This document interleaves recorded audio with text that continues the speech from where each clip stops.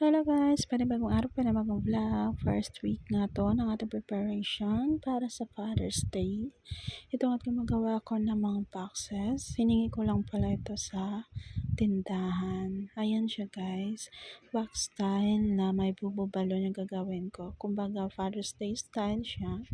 Ayan, may nakita lang ako sa picture na ganyan ang style. Pero ako na po yung nag-design na yan, paiba-iba. So, ayan, nakagawa ko ng 8 pieces.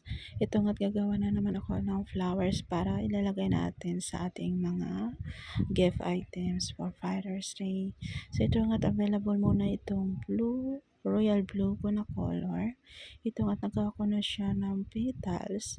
Sa ganyan nga karami ay makagawa ako ng at least mga 30 siguro na steam ng rose. Ayan siya. Dandahan ko na siyang ginagawa guys. Kumbaga everyday makagawa ko ng mga no, 6 na piraso sa isang araw. Simula paggupit hanggang pagbuo ng petals hanggang mabuo siya na isang stem ng rose. So, ito nga guys, na-fold ko tong towel into teddy bear style.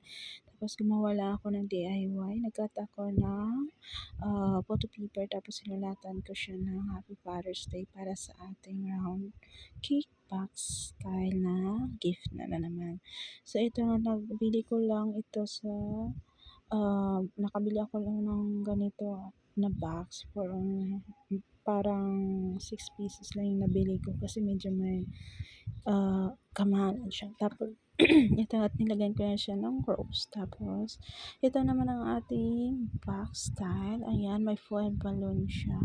Tapos may clear or bubu balloon. So ito naman ang ating bestseller na single rose bouquet. Pinakwelyo yung ating style ng pag-bouquet para naman medyo lalaki yung dating. So ayan nga guys, habang inaantay ko pa yung mga ibang ribbon na kulay maroon at green, ito nga binabuki ko muna siya yung ibang natirang flowers. So ito another arrangement naman tayo. Yan yung mga nagawa ko guys, kasi isasabit natin yung mga bouquet. Kailangan kasi isabit siya para hindi masisira. At yung mga maliliit nilagay ko siya sa carton.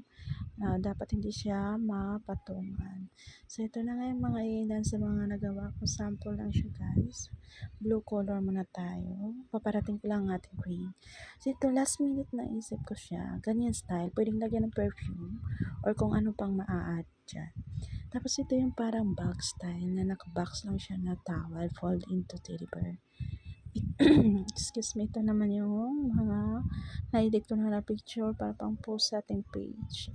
Ayan, nakagawa ko ng green guys kasi ang araw na to dumating na yung ating ribbons. Ito nga yung kalo natin na style o cup. Ito yung parang may foil at may single rose bouquet. So, ayan guys. Naway makapili kayo sa pauna nating mga Father's Day items. Ang flower pala natin available in blue and maroon and green color. So, yung wrapper natin, marami po tayong pagpilian. May white, saka may green, saka blue and black color of Father's Day. Pwede rin, magdadagdag siguro ako ng light blue. Pero, tingnan natin. Thank you so much.